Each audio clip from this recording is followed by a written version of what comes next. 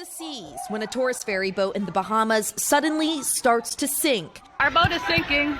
It all happened on Tuesday morning when a double-decker catamaran carrying close to 100 people to a private island popular with tourists quickly began taking on water.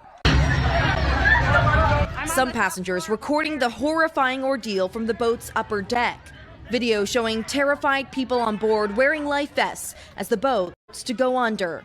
Once we realized we were starting to sink and we saw the water coming in, people are screaming, people are freaking out. Brittany Crippen and Derek Smoot were initially on the first level. Less than 5 minutes was it from like the first initial splash and to we're literally up to here.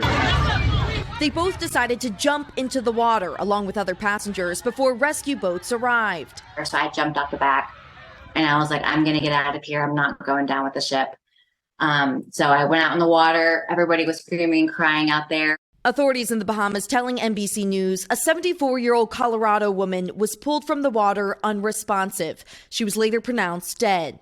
Royal Caribbean confirming the woman was a passenger on one of its ships. The company writing in a statement, it's saddened one of our guests passed away following an accident, adding, our hearts are with the families involved.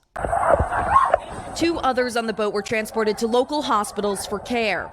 This morning, authorities are investigating this fatal accident. And this is what happened.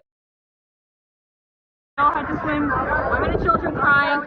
Survivors recall just how quickly a day in paradise turned into a nightmare. Mayhem, panic, terror, people praying, people being literally smacked into each other and washed around, just like a movie.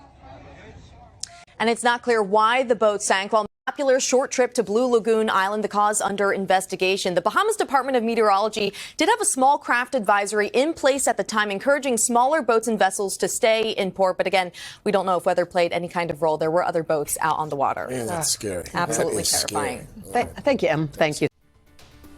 Hurricane Ida is just the latest storm in what has already been a very active Atlantic hurricane season. And 11 Alive viewer noticed a pattern with many of these hurricanes that impact the southeastern United States. She reached out to our Why Guy asking why so many storms begin off of the coast of Africa. Here's our Why Guy. The right seeds planted in the right place can produce a lush garden. When it comes to hurricanes, thunderstorms are the seeds, and often the right place is off the coast of Africa. 11 Alive viewer Sandra Wilson reached out wondering why so many of the storms that impact our weather begin off of Africa's west coast. After years of listening to Chesley talk about the hurricane season, I'm wondering why there. Our own Chesley McNeil is one of the experts we'll turn to for the answer. Early in the hurricane season, it's more likely that storms will form in the Caribbean or Gulf of Mexico. As we get into August and September, the Cape Verde Islands off the coast of Africa become the focus. It begins with conflict over land. If you took a look at the continent of Africa, you have the very dry desert up here to the north and then the moist part of the continent down here to the south. Those two air masses will compete with one another. That produces thunderstorms that move from land to sea. Dr. Marshall Shepard of UGA's Atmospheric Sciences program tells us those thunderstorms serve as seeds. The wind and warm weather off the African coast encourage those seedlings to grow. As you get further north up towards Europe, the water temperatures are starting to cool off dramatically, so they just can't support hurricane development. Wind flowing east to west off of Africa will move any tropical system toward us. Our winds fight back. Our winds, predominant winds, are from west to east, and so it blows the storm back into the Atlantic Ocean. They do occasionally make landfall along the southeastern coast. Traveling a long distance over warm water can strengthen a hurricane. Moving over land can weaken it, determining the power of the punch once it arrives on our shores. A lot of mixtures there, Chesley, air masses competing with each other, as you mentioned there. And it's a very interesting analogy Jerry mentioned, those thunderstorms acting as seeds. Yeah, once they get over the warm waters, it feeds it. And so that's how it grows and then makes its way over toward us. And so we've been seeing that and got a couple out there right now that we're watching. We're getting closer and closer.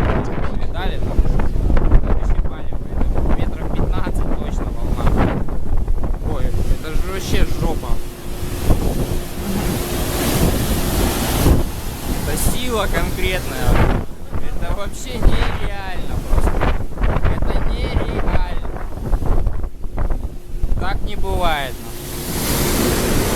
Я в смысле сейчас вообще рискую своей жизнью.